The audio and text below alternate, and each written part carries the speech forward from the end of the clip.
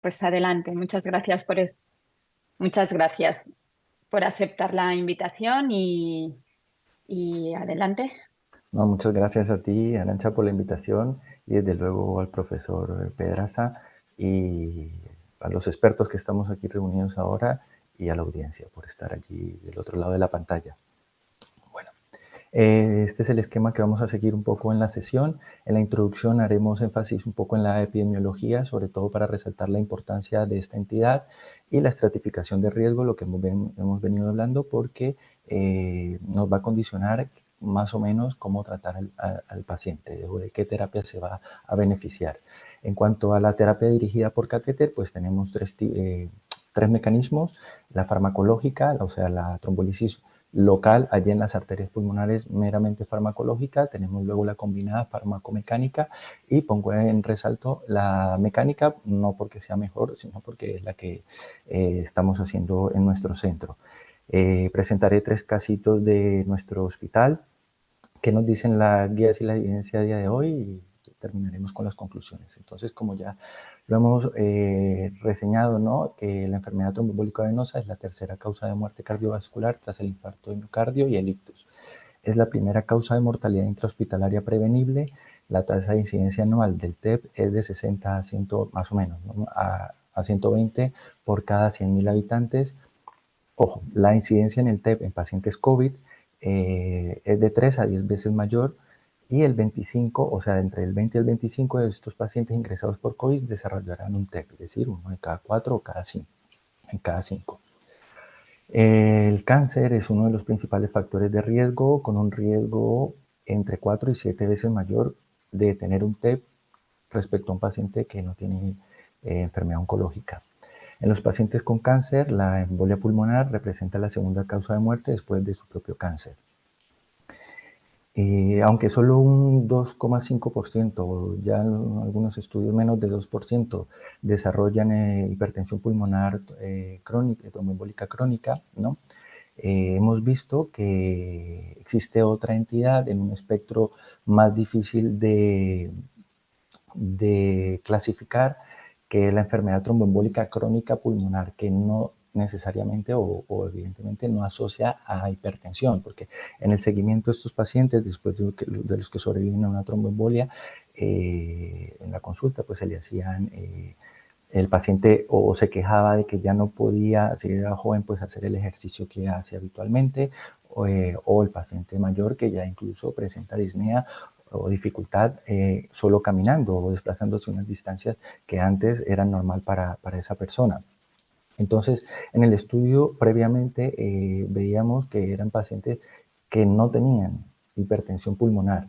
Sin embargo, bueno, luego Jorge nos podrá explicar un poco más que realmente lo que el paciente puede presentar es un síndrome postrombótico pulmonar. A la derecha encontramos el esquema de un poco la fisiopatología, ¿no? Empezamos con la dilatación del ventrículo derecho, el fallo de este ventrículo derecho o el sufrimiento, ¿no? Los mecanismos de compensación hasta que disminuye el gasto cardíaco de ese ventrículo derecho, aún el paciente estando normotenso, pero el ventrículo derecho ya nos está claudicando. Al claudicar el ventrículo derecho, pues disminuye la precarga del ventrículo izquierdo y ahí es donde ya cae la presión arterial sistémica, ¿no? Entonces, en cuanto a la clínica, sabemos que es un espectro muy amplio, desde asintomáticos hasta la muerte súbita, pasando por síntomas inespecíficos como la disnea, el dolor torácico. Luego tenemos escalas de predicción o de valoración pretest, ¿no?, que nos apoyamos sobre todo en la clínica. La más conocida es la escala de Wells y con esta probabilidad pasamos a confirmar o a descartar mediante otras pruebas como el número D, el angio-TC y el cocardio si fuese necesario. Entonces, la estratificación del riesgo, como decíamos, es muy importante porque nos va a hablar sobre el riesgo de muerte precoz, es decir, qué probabilidad hay de que el paciente se muera en este ingreso o al menos en los primeros 30 días, aunque ya esté en casa. Lo primero para poder hacer una estratificación, ¿no?, cuando nos encontramos con una tromboembolia pulmonar, un paciente con una tromboembolia pulmonar en la urgencia, es descartar que no sea un riesgo alto. Entonces, tenemos tres vertientes, todas ellas hablan de inestabilidad hemodinámica. Es lo que principalmente va a caracterizar a un paciente de riesgo alto, ¿no? Ya sea porque se ha presentado con parada cardiorrespiratoria, porque presente un shock obstructivo, que es una presión sistólica menos de 90 milímetros de mercurio, y que además tiene que asociar datos de hipoperfusión sistémica, ¿no? A diferencia del tercer punto, que es una hipotensión persistente, que tenemos pacientes que tienen la tensión, se presenta con un TEP, están con tensiones muy bajas, pero no presentan datos de hipoperfusión aún. En cualquier caso, todas ellas son riesgo alto y son pacientes hemodinámicamente inestables. Habiendo descartado esto, bueno, pasamos a una estratificación posterior, miramos indicadores de disfunción del ventrículo derecho, evidentemente, como ha dicho Jorge, estoy de acuerdo, no tenemos parámetros que nos digan con exactitud qué, qué severidad de difusión derecha nos encontramos en ese paciente, ¿no? Pero tenemos parámetros clínicos que nos pueden ayudar, tenemos también parámetros de imagen, en este caso, pues, el TAPSE, tenemos el cociente del que hablamos, ventrículo derecho, ventrículo izquierdo mayor o igual a 1, y otros datos como el signo de McConnell, el grado de insuficiencia tricuspidea, incluso se puede medir también la presión pulmonar con el ecocardiograma, ¿no? Luego tenemos en el angioTAC, pues tenemos otros signos, podemos también relativizar el cociente ventrículo derecho, ventrículo izquierdo,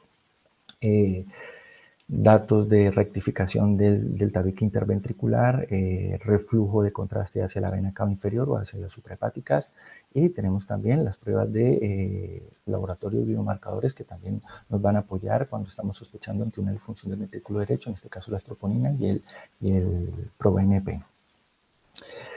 Y también contamos efectivamente pues, con la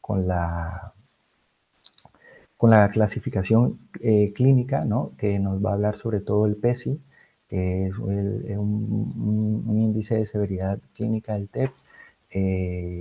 Tenemos las dos escalas, la que se usaba anterior o la que en muchos centros, en algunos centros se sigue usando, que es la PESI, la versión original o la clásica, y la simplificada.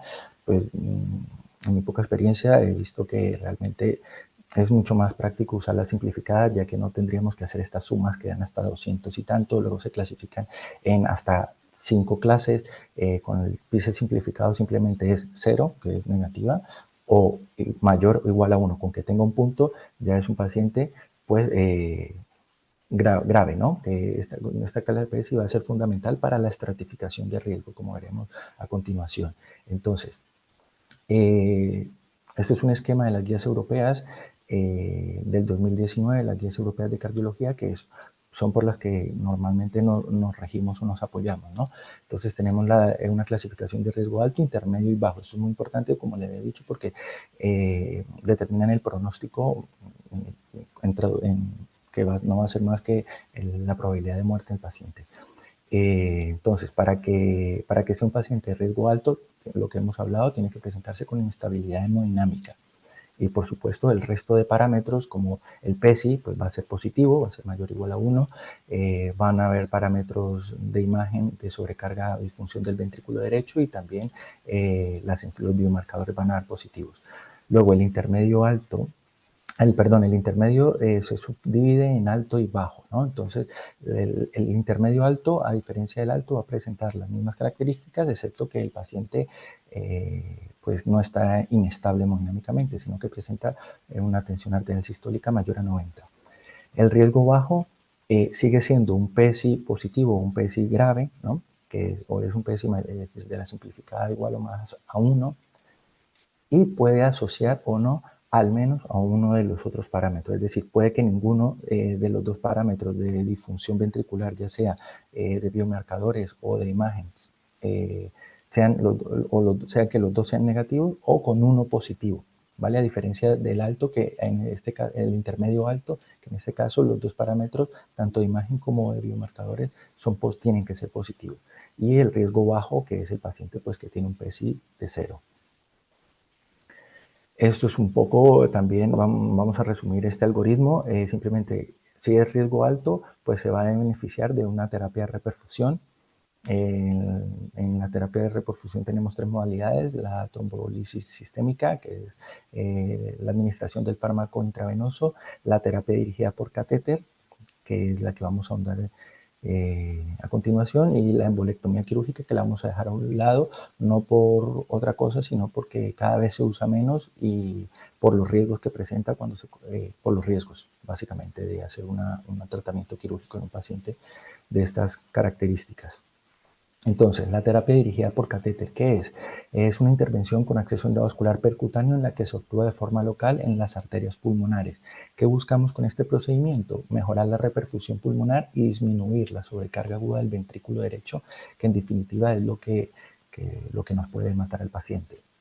Entonces, contamos con, pues, lo que decía al comienzo de la introducción, ¿no? Tenemos el farmacológico, la fibrinolisis local, trombolisis local. Llegamos con el catéter allí a nivel del trombo en la arteria pulmonar y ponemos una perfusión del fibrinolítico. Luego tenemos la combinada, que es la farmacomecánica, que además de instilar el fibrinolítico, nos apoyamos con técnicas ya sea de fragmentación, maceración, aspiración del trombo. Y luego tenemos las meramente mecánicas, que es la que hacemos en nuestro centro a día de hoy. Entonces aquí tenemos unos ejemplos. En la imagen de la izquierda, el típico pigtail que fue el que prácticamente dio inicio al desarrollo y luego de dispositivos más avanzados, ¿no? Tenemos ahí, lo fragmentamos y vemos que con movimientos que hacemos nosotros manualmente con el pigtail, fragmentamos el trombo para aumentar la superficie de contacto del fibrinolítico con el área del trombo y podemos tener un mayor efecto. A la derecha encontramos un dispositivo de penumbra que se llama el sistema índigo. Es un catéter básicamente de aspiración que va entre 8 French a 16 French. Las dos últimas versiones de 12 y 16 French se denominan Lightning. Y se diferencian básicamente no solo por el diámetro, sino porque hacen una aspiración un poco más inteligente, computarizada, en la que te detecta pues cuando estás aspirando trombo, cuando el catéter se ha atascado por el trombo o estás enclavado en la pared. Entonces eso te ayuda pues a ser más efectivo con la técnica y a extraer menos sangre del paciente, ¿no? A la izquierda tenemos el dispositivo Shear, que es simplemente como una cesta que se abre dentro del trombo y por sus canales también se pueden instilar fármaco.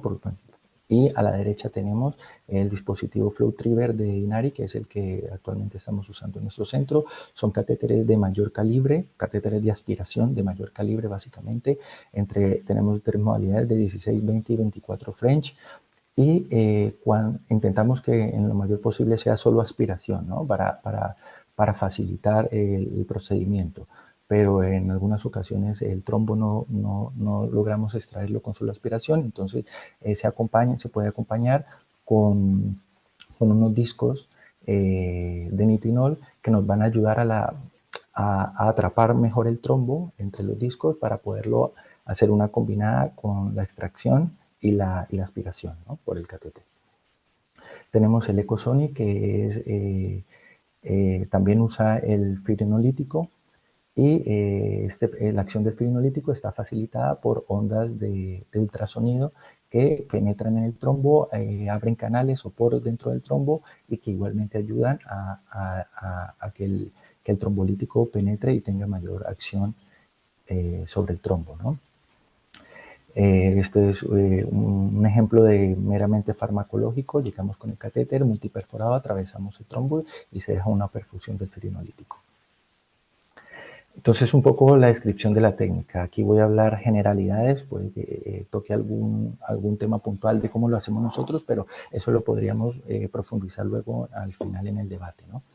Entonces, lo más importante para empezar es una adecuada selección de pacientes, que como lo hemos dicho y hemos recalcado, es necesario que haya un equipo multidisciplinar experto y que haya un buen flujo de comunicación entre las diferentes especialidades.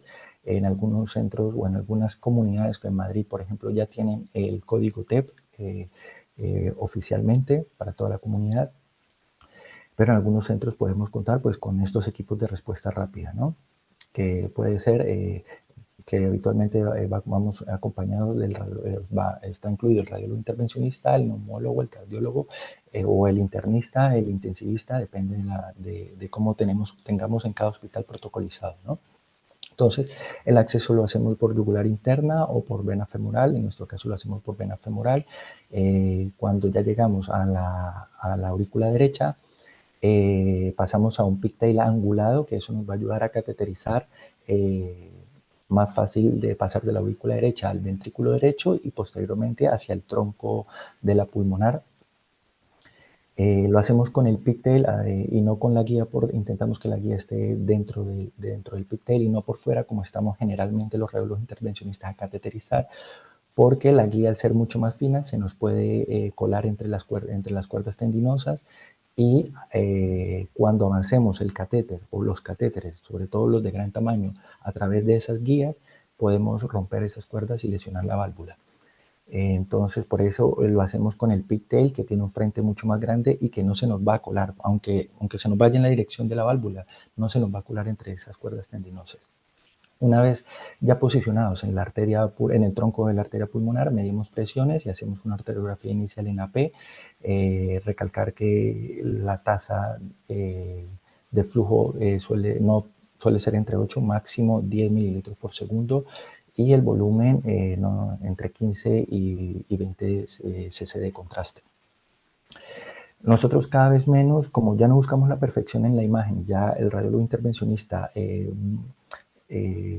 entiendo, ¿no?, que mis compañeros lo hacen similar, antes de meterse han visto la imagen del TAC también para saber a dónde vamos a ir a trabajar más o por dónde vamos a empezar, que aunque la arteriografía no lo diga, muchas veces pues decimos, ya hemos quitado esta gran parte del trombo, que fue la que vi en la arteriografía, pero en el TAC, aquí la lobar, aunque no está ocluida, tenía una carga trombótica muy alta y eso también, pues, tener la imagen en el TAC ya nos va a ayudar a no hacer y no repetir tantas arteriografías selectivas y tantas oblicuas, ¿no? Procedemos a la recanalización con la trombectomía, que va a depender del procedimiento de cada dispositivo que se use. Y una pregunta importante, que es cuándo parar, ¿no? Esto no está establecido cuándo debemos parar, ni en las guías, vamos, que eso es cada centro y cada dispositivo lo decide. Nosotros nos guiamos sobre todo por parámetros clínicos, ya que estamos viendo el monitor y tenemos la suerte de estar acompañados por otro médico, no radiólogo intervencionista, que es el que ha solicitado o el que ha planteado la trombectomía mecánica, sea el neumólogo, el cardiólogo, el intensivista. Nos dicen, oye, estamos habituados, ¿no?, a trabajar en la mano con ellos y lo decimos en conjunto, mira, es que ya necesita menos vasopresor, la frecuencia cardíaca ya está menos de 100 o le ha bajado de 130 a 110. Nosotros evidentemente también tenemos pues una idea según la carga trombótica que hayamos extraído, ¿no? Y, por ejemplo, la presión en la arteria pulmonar también es otro dato del que nos estamos ayudando para decir cuándo parar, ¿no? Tenemos una limitación que también puede ser un parámetro de cuándo parar, que es, aunque no hayas conseguido buen resultado ni clínico ni radiológico, pero si has extraído un volumen de sangre de 400, 500 cc a un paciente que ya está en un estado o de hipoperfusión o con sufrimiento y le extraemos medio litro de sangre, pues vamos a empeorar. Entonces, aunque los nuevos dispositivos, tanto de penumbra o de Inari, tienen mecanismos para ayudar a este ahorro de sangre, ¿no?, para que esto no sea una limitante. Entonces, vamos a empezar con los casos. Este primer caso es un TEP de riesgo alto. Es un caso ceñido a las guías porque, como veremos ahora más adelante, es un varón de 49 años que viene por dificultad respiratoria.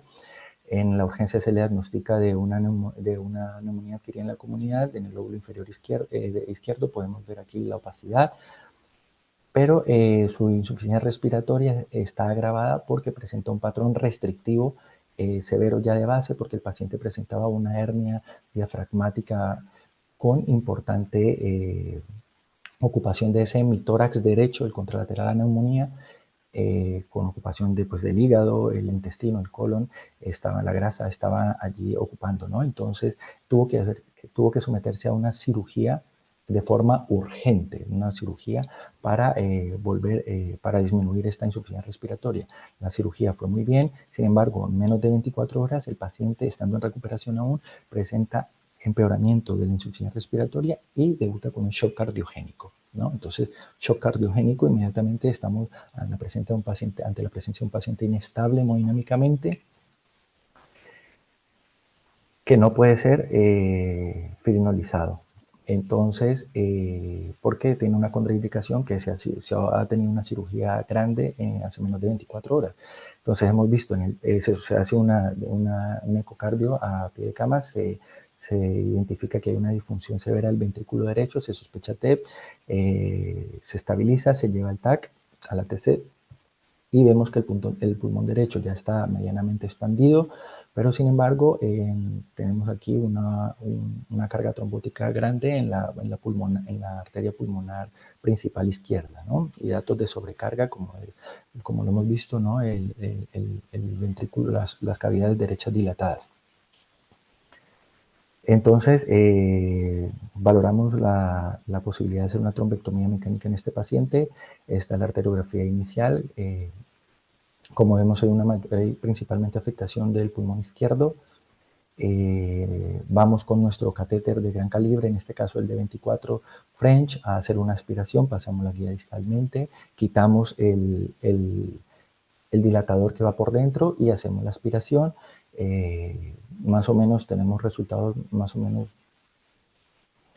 buenos, principalmente no radiológicamente, ¿no? Como lo he dicho, pues sobre todo tienen que ser de parámetros clínicos y hemodinámicos del paciente. Esto fue uno de los primeros pacientes que hicimos, que seguía habiendo carga trombótica principalmente aquí, ¿no? Y aquí. Y a día de hoy, pues yo ya creo que no haría esto, no es desde luego nunca se ha tratado una segmentaria, pero sí es la rama principal de la pirámide a la izquierda. Entonces, a través del mismo del Triver 24 French, metemos el de menor calibre, que es el 16 French, y vamos a por ese trombo. Afortunadamente conseguimos mejores resultados y más o menos esto es una imagen representativa de que lo que se hace, se enfrenta el extremo distal del catéter de aspiración en el trombo y se aspira. Este es el resultado. Tras extraer toda esta carga trombótica, vemos la mejoría, no solo radiológica, sino la presión arterial pulmonar media ha bajado de 42 a 27 y la frecuencia cardíaca de 116 a 106. Este segundo caso también estaba indicado según las guías, es una paciente obesa que toma anticonceptivos orales y que se presenta, joven de 34 años, que se presenta por una disnea que va empeorando en los últimos 3 días y al final se presenta con síncope, ¿no? Entonces en la urgencia se le diagnostica un TEP con signos de sobrecarga de disfunción ventricular derecha con un TAP-C11 y empieza una perfusión de heparina, pero a las 24 horas la paciente persiste con la misma clínica, incluso está un poco más taquicárdica. Entonces, paciente que no mejora, pues se hace, en este caso, ¿no? Una trombectomía, no mejora con el anticoagulante, que es el tratamiento habitual en los intermedio altos, está recomendado pues hacer una trombectomía mecánica, aunque las guías dicen siempre y cuando esté contraindicada la fibrinolisis. Bueno, nosotros para evitar ponerle fibrinolisis a esta paciente, pues lo que hacemos es hacer una trombectomía mecánica. En este caso tenemos afectación bilateral, solo hicimos 2 aspiraciones, uno en el derecho, uno en el izquierdo, y ahí se refleja pues más o menos cómo ha descendido la presión arterial en la arteria pulmonar de 30 a 20 y la frecuencia cardíaca de 110 a 82. Entonces, aunque no es un resultado de imagen en la arteriografía que deseable, pero pues, como lo he dicho, cada vez tratamos menos, o sea, la imagen es lo último, lo primero son los parámetros clínicos y hemodinámicos, desde luego, y nuestro endpoint primario en este caso, pues es, si el paciente está inestable, es lograr la estabilización, y si el paciente está estable, es decir, un intermedio alto, pues es evitar ese colapso, ¿no? O ese fracaso cardiorrespiratorio. Ya luego las secuelas, como podemos ver en el paciente al mes visto en la consulta, sin embargo, aunque se ven estos defectos de perfusión en el estudio de la derecha, el paciente no presentaba datos de limitación de su capacidad cardiopulmonar. Y el último caso, que es un riesgo intermedio alto también, igual que el penúltimo, pero este sí, vamos un poco más fuera de guías porque es el que yo comentaba, que es un paciente que aunque sea intermedio alto, ya de entrada viene con unos parámetros que te hacen casi que etiquetarlo y decir, este paciente está dentro del 20-25% de los intermedio altos que se me van a inestabilizar en las próximas horas o pocos días, ¿no? Entonces, una mujer de 70 años con frecuencia cardíaca de 130, la tensión arterial es normal, como vemos, porque lo que hablaba antes, el ventrículo derecho puede ya estar en shock del ventrículo derecho exclusivamente y aún no verse reflejado en la tensión arterial sistémica por los mecanismos de compensación de cada paciente, ¿no? Esto va a ser relativo según el paciente. Se presenta con un lactato llamativo de 4,4 y tiene un shocking de mayor a 1, una escala de UA mayor a 4. Entonces, pues decidimos también hacerle trombectomía. Como ven en la imagen de la izquierda, tiene un trombo en la pulmonar principal derecha, casi oclusivo, y aunque tiene también alta carga trombótica en el pulmón izquierdo, pero no es oclusivo, ¿no? Se acompaña en signo de sobrecarga del ventrículo derecho, como la dilatación del mismo, y reflujo en la última imagen de la derecha hacia las venas suprahepáticas.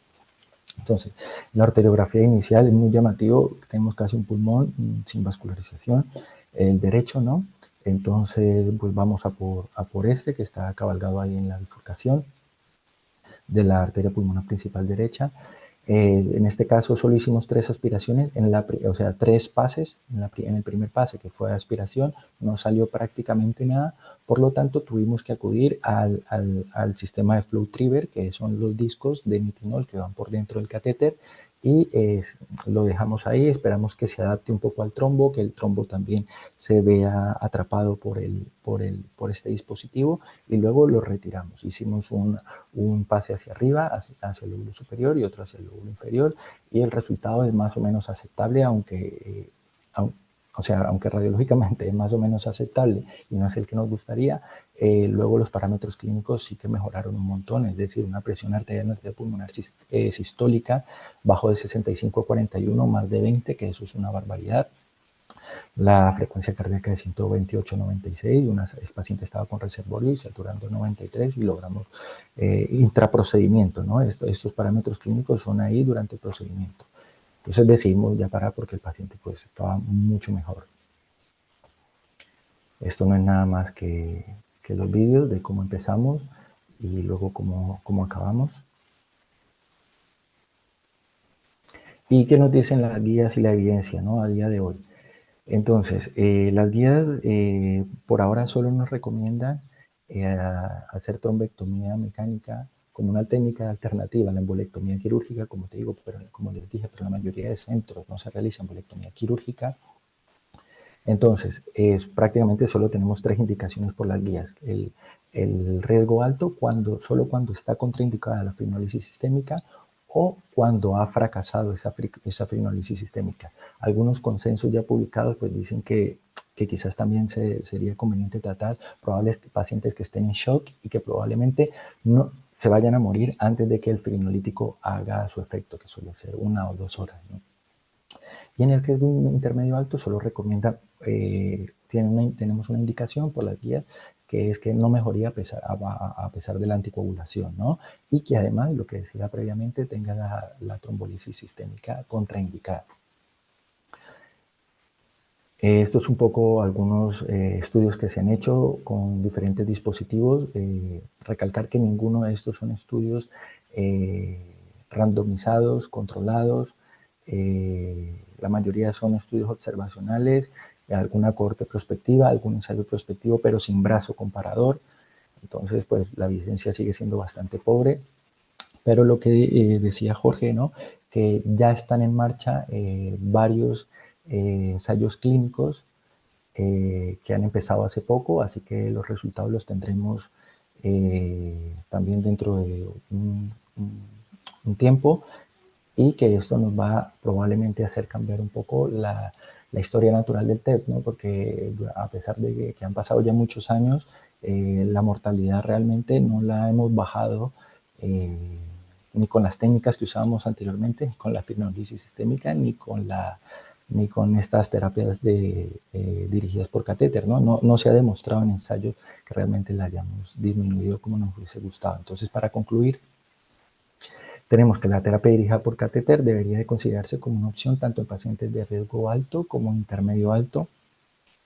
Es muy importante una adecuada selección de pacientes, si es posible, mediante un consenso multidisciplinar y que hasta ahora no hay estudios, nos falta mucha evidencia, sobre todo en randomizados controlados, con mayor número de pacientes, con seguimiento a más largo plazo. Y lo que nos tenemos la esperanza es que lo que nos alienta es que ya muchos de ellos están en marcha, ¿vale? Que hasta hace 3 años no habíamos empezado prácticamente con ninguno.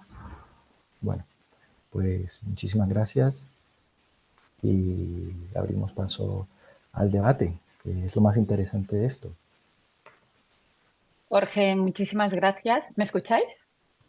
Sí, Sí, vale.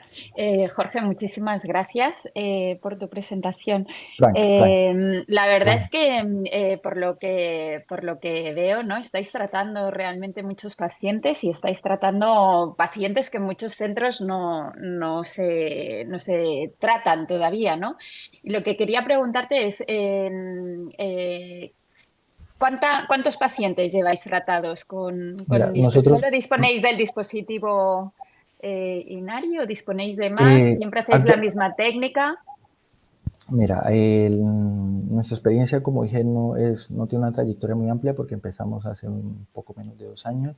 Eh, Contamos con, además del Inari, pues tenemos también el dispositivo de Penumbra, pero solo tenemos el CAT 8 en nuestro depósito. Entonces, pues está haciendo la gestión para ver si podemos tener pues el Lightning 12, o en este caso el 12, que es el que está aprobado ahora mismo en España, ¿no?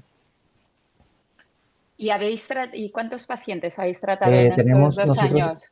nosotros aún no hemos hecho un análisis de nuestro registro, pero hemos recogido eso sí, los datos están recogidos y llevamos 28 pacientes, 28 casos. Es que recuerdo, ¿no? Un poco también la charla era porque hablando con compañeros, pues comentabais que teníais muchísimos pacientes en poco tiempo y por eso también quería saber de vuestra experiencia. Y luego, ya que tenéis tantos pacientes, eh, me gustaría, ¿eso quiere Bueno, decir que la perdón, técnica funciona? Sí, dime. bueno, parecen tantos, pero en realidad tampoco son muchos, porque en centros de referencia, o sea, en centros de referencia más o menos esos son 20, 25 al año. O sea, aún así nos quedamos un poco por debajo en centros de referencia de trombectomía mecánica. Sí. Bueno, pero yo pienso que teniendo, ya que tratáis pacientes al límite, etcétera, eso quiere decir que realmente en vuestro hospital confían mucho en la técnica, ¿no? Sí, sí, Y sí. quería preguntarte las complicaciones, ¿qué complicaciones habéis tenido? O si habéis tenido alguna importante, alguna que... Dime. Pues mira, efectivamente, afortunadamente, el equipo, tanto de neumólogos como de cardiólogos y de intensivas, han visto un buen resultado en esta técnica y por eso yo creo que confían. Las complicaciones en el riesgo intermedio alto, que son nuestra gran mayoría, son prácticamente, o sea, solo hemos tenido una grave que se asoció porque el paciente tenía que a lo mejor no teníamos que tratarlo, por esto la importancia de conformar un PET, ¿no? Un PER. Eh, Tenía un trombo en tránsito bastante grande en el ventrículo derecho de 3, casi 4 centímetros. Pero el resto no hemos tenido prácticamente complicación, no se ha descrito ninguna complicación en todos los intermedios altos. Más que hematoma, ¿no?, venoso, que no ha requerido ningún tipo de intervención en el sitio de punción. O sea, no ha requerido ningún tipo de intervención porque ni siquiera nos han llamado, ni siquiera, muchos no están ni siquiera plasmados pues el hematoma será pequeño, no está plasmado en la historia clínica, en los comentarios médicos, sino cuando estamos haciendo el seguimiento vemos en los comentarios de enfermería, ¿no? Ujú. Bueno, aparte de Salva, que tiene algunas preguntas, también quería dar paso a Jorge y luego a Nacho, o como queráis, un poco para que comentaran la sesión y que y qué comentarios y preguntas tienen para ti. Jorge. Eh, Gracias, Frank.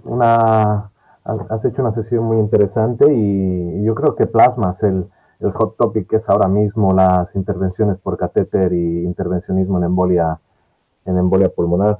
Los tres casos en concreto que has presentado me han parecido bastante interesantes. Y mi pregunta va en el sentido es una pregunta más de la actividad que están haciendo. ¿Ustedes están haciendo más trombectomía, trombolisis por catéter o trombectomía en el riesgo intermedio alto? ¿Qué No, experiencia tienen? a todos hacemos trombectomía mecánica con aspiración. No estamos haciendo, no estamos usando el trombolítico. Ni siquiera a lo que algunos centros hacen, ¿no? Que es a un cuarto de la dosis o más o menos, no, no usamos nada de trombolítico. El paciente, pues después del procedimiento va, lo que he dicho, a una unidad de cuidado intermedio, ya sea de la UCRI o sea de medicina interna o de cardiología, porque como he recalcado, no nos hemos puesto aún de acuerdo, sobre todo en las diferentes especialidades que están implicadas con quién se queda el paciente. Muy bien. Y una pregunta que es más tu opinión personal. ¿Tú hacia dónde crees que vamos en embolia pulmonar? ¿A trombectomías dirigidas por catéter, tromboaspiración? ¿O crees que vamos a la línea de trombolisis dirigida por catéter? ¿Qué opinión tienes desde tu experiencia y qué puedes prever para un futuro cercano? Pues yo, es una pregunta muy interesante y que me resulta un poco difícil de responder, ¿no? Porque yo antes de usar hacer el flow trigger, pues usaba con la que yo creo que empezamos muchos, ¿no? Que fue la fragmentación con el pictel y dejar luego un catéter de, de perfusión con uroquinasa, perdón, con el trombolítico. Eh, entonces, evidentemente no hay estudios que nos digan cuál es mejor que otro y, y yo creo que los dos tienen ventajas y desventajas, ¿no? Entonces, nosotros al final hemos optado por seguir en esta línea, pero es verdad que no tenemos para comparar cómo eran los casos o cómo eran nuestros casos previamente. Yo quería aprovechar, Jorge, que está aquí Nacho y que, como ha dicho Fran, allí ya tienen código TEP, que nos hablará un poco también de su experiencia y también pues que pueda responder a esta pregunta que haces, Jorge. Nacho, ¿tú qué crees? Sí, bueno, lo primero, Fran, me ha encantado la charla. Creo que ha sido muy completa que muestra la evidencia actual de cómo se está empezando a tratar de forma adecuada el TEP, ¿no? Perdóname, Arantxa, pero tengo una pregunta que quiero hacer que si no se me va a olvidar a Fran. Dale, dale, dale. ¿Tenéis algún endpoint? ¿Cuándo os dais por satisfechos cuando estéis haciendo la trombectomía? ¿Cuándo decidís que ya es suficiente para el paciente? Yo creo que nos pone un poco, según nuestra percepción subjetiva, ¿no? En este caso de que hemos sacado trombo suficiente y lo conjunto con el clínico lo discutimos y si estamos de acuerdo paramos porque ha mejorado ahí el paciente sobre la cama del angiógrafo, evidentemente los parámetros clínicos, como lo nombraba, la frecuencia cardíaca baja, la presión. Nosotros no estamos constantemente midiendo la presión de la arteria pulmonar como en algunos otros centros que he visto que están muy interesados en la presión de la arteria pulmonar para decir, ya la he disminuido lo que me interesa, que tampoco hay un número exacto, si bajar la presión media o la sistólica a 5 o más de 10, pero nosotros simplemente cuando vemos que ya los parámetros clínicos han mejorado lo suficiente, es decir, pues, la saturación, la frecuencia cardíaca, la tensión, decimos, pues vamos a mirar, antes de acabar, vamos a medir presión. Y evidentemente ahí constatamos que más o menos hay una relación entre los parámetros clínicos y la disminución de la presión de la arteria pulmonar. Claro, yo creo que es un punto muy interesante, ¿no? Porque efectivamente, como decías en la charla, no tratamos imágenes. Muchas veces hacer la trombectomía y te queda una imagen bastante fea, pero lo que buscas precisamente es dar un poco de alivio a ese ventrículo derecho, ¿no? Cada paciente tiene una capacidad funcional, eso es personal, indiscutible, y buscar un punto de corte, es decir, a partir de por debajo de 35 milímetros de mercurio de la presión media, pues eso yo creo que es bastante complicado de establecer, ¿no? A nosotros nos pasa un poco parecido. Vamos viendo cómo está la situación clínica del paciente y en ese momento decidimos cuándo tenemos que parar y cuándo no. Nosotros sí que hacemos fibrinolisis dirigida por catéter. De hecho, cuando empezamos el grupo de trabajo, mi primera idea era que íbamos a realizar muchísimas trombectomías mecánicas. Bueno, en nuestro hospital, que también yo creo que también es un punto importante para comentar, introducir nuevos dispositivos es algo prácticamente imposible y el precio de estos dispositivos es altísimo por cada procedimiento, ¿no? No sé si vosotros habéis tenido mucho problema a la hora de introducirlo, porque haciendo 20 y tantos al año me parece que no tenéis ningún problema. Bueno, bueno, no llegamos a 20 y tanto al año, pero no, evidentemente no tenemos problemas a la hora de aceptar los dispositivos. Claro, yo creo que es muy interesante intentar buscar la solución que se adecua también a tu situación en el hospital. Eso, y también justificarlo un poco con la evidencia científica que empieza a salir, ¿no? Es un punto importante la discusión de saber si hacemos, es mejor una técnica o es mejor la otra, qué resultados tiene una con respecto a la otra. Yo creo que son técnicas que hay que tener en cuenta a la vez. Nosotros decidimos sobre la marcha si a un paciente se le va a hacer trombectomía mecánica o quizás se va a beneficiar más de la fibrinólisis. ¿Por qué? Porque la fibrinólisis al final es capaz de llegar al trombo de una forma más distal, ¿no? Los trombos que son más distales, los que a partir de las segmentarias son bastante complicados de aspirar, a no ser que te lo traigas con el trombo entero durante la trombectomía mecánica, es trombo que suele quedar ahí. Y, hombre, hay que fiarse de la fibrinólisis endógena, que es muy potente y que en muchos casos consigue una lisis completa del trombo.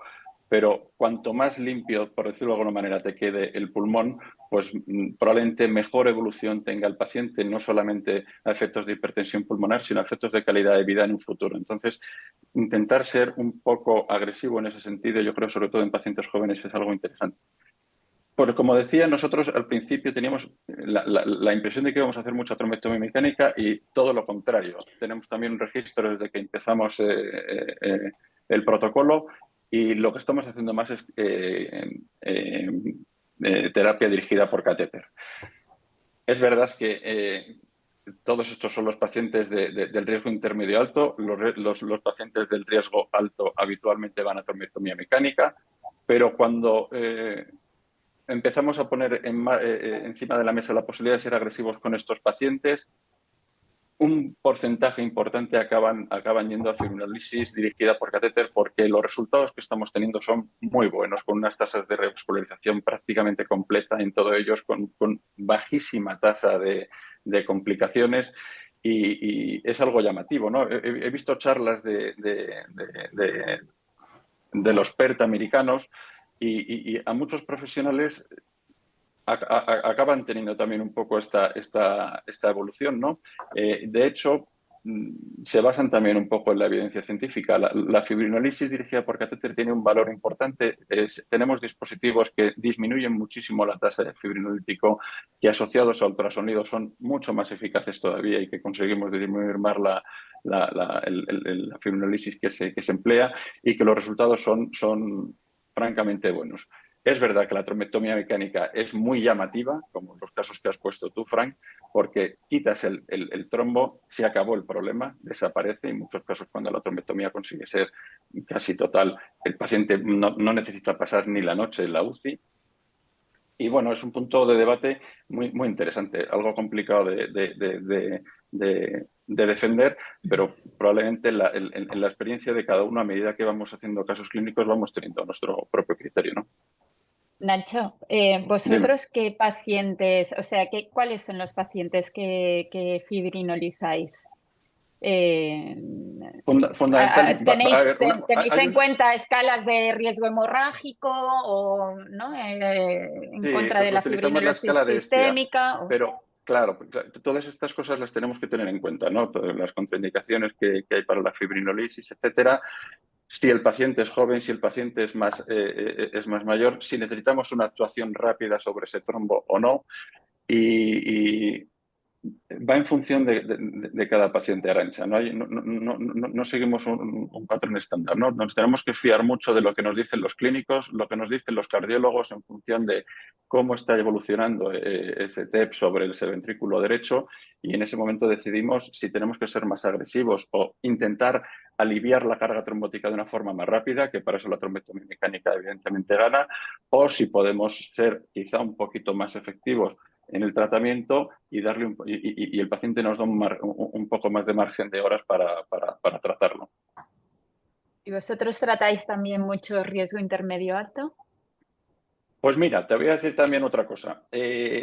Pensaba que íbamos a ser más agresivos a la hora de tratar a estos pacientes, pero tenemos unos cardiólogos en este hospital que son muy buenos, en mi opinión, y que sacan los datos del ecocardio, que es una auténtica maravilla, y se apoyan en datos que no son los que están habitualmente establecidos en las guías, sino que son capaces de afinar mucho cómo está evolucionando ese ventrículo derecho. Y en función de eso, nosotros nos vamos guiando y vamos siendo más agresivos o menos agresivos. Ya te digo, a mí me parece que nadie te va a dar una contestación exacta sobre cómo hacer de forma estandarizada en cada paciente, porque cada paciente es distinto. Y nuestra población, por ejemplo, lo pensaba antes cuando comentaba Frank la escala PESI para establecer la gravedad. El hospital en el que trabajo, el Hospital de la Princesa, está en el centro de Madrid. Es un barrio con una edad media altísima y que de la mano lleva pues que la mayor parte de los pacientes tienen cáncer. Eso hace que, si utilizamos solo esa escala, etiquetemos a todos los pacientes como riesgo alto, casi solamente, o sea, no como riesgo intermedio alto, simplemente porque tengan un TEP bilateral segmentario, que habitualmente son silentes por la edad y por el cáncer. Entonces, yo creo que no hay que centrarse ni establecer leyes sobre esto, sino que, como decía al principio, es muy importante que todo el equipo multidisciplinar aporte cada área de conocimiento y entre todos se decida hacia dónde vamos tirando con cada paciente, ¿no? Vale, yo no sé si tenemos, a mí la verdad es que me quedarían muchas preguntas, están aquí algunas también, no sé si tenemos tiempo, por eso ya son las 9:05. Salva, me Sí, sabe mal porque no te dime. dejamos responder. No, no sé, es un poco tarde ya. No. Si quieres, ¿te parece bien? ¿Perdón? No te he escuchado. Sí, que te parecería bien ir acabando, si te parece bien, que son las 9. Sí, ¿Me sí, me escucháis o sabe no? mal ¿Me porque, escucháis? sí, Sí. ahora sí, Salva. No, me sabe mal porque también me quedaban algunas preguntas, como la ECMO, si la utilizabais, etcétera, pero la verdad es que se nos ha ido el tiempo enseguida. Eh, Nada, yo por mi parte agradeceros a los tres haber aceptado la invitación y la participación en esta sesión. Muchas gracias, Frank, y muchas felicidades por tu sesión. Y Salva, si quieres ir cerrando. Sí, simplemente me uno a tus agradecimientos. Muchas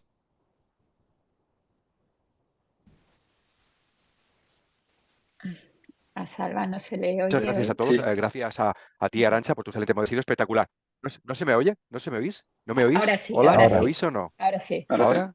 Nada, simplemente agradeceros a todos la participación, agradecer a ti, Arantxa, tu moderación, también a Jorge y a Ignacio su excelente participación como expertos y a Fran. Yo creo que ha sido maravillosa la sesión, o sea que por favor no pares y continúa un poco compartiendo toda tu experiencia.